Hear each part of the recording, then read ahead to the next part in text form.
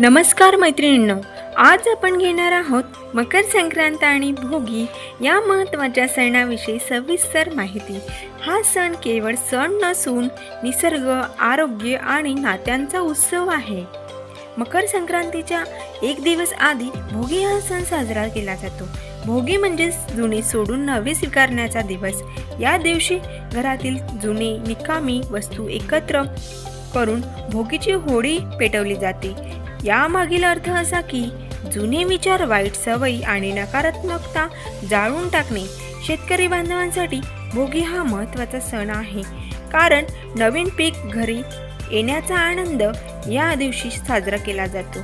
धार्मिक व वैज्ञानिक महत्त्व: मकर संक्रांत हा सूर्यावर आधारित सण आहे।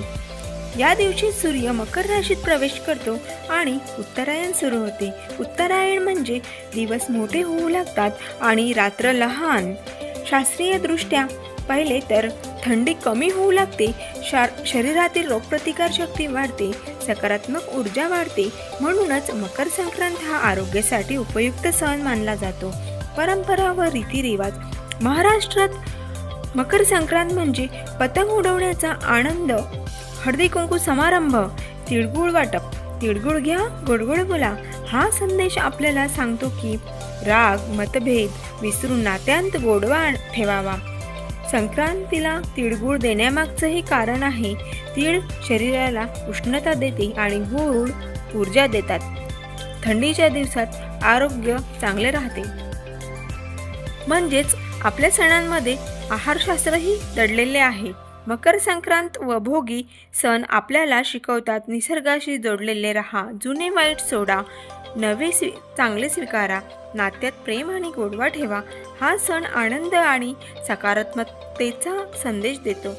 चला तर मग मैत्रिणींनो, तिळगुळ घ्या, गोड गोड बोला आणि आनंदाने मकर संक्रांत सण साजरा करा। माझी हे मकर संक्रांत आणि भोगी विषयीची माहिती तुम्हाला कशी वाटली आणि माझा व्हिडिओ आवडला असेल तर माझ्या व्हिडिओला लाईक करा, शेअर करा आणि चॅनलला सबस्क्राईब करायला विसरू नका। माझा व्हिडिओ पूर्ण बघितल्याबद्दल तुम्हा सर्वांचे मनापासून खूप खूप धन्यवाद। आणि माझी रांगोळी कशी वाटली तुम्हाला? माझी रांगोळी आवडली का? आवडली असेल तर नक्की तुमच्या मैत्रिणींना व्हिडिओ शेअर करायला विसरू नका। धन्यवाद।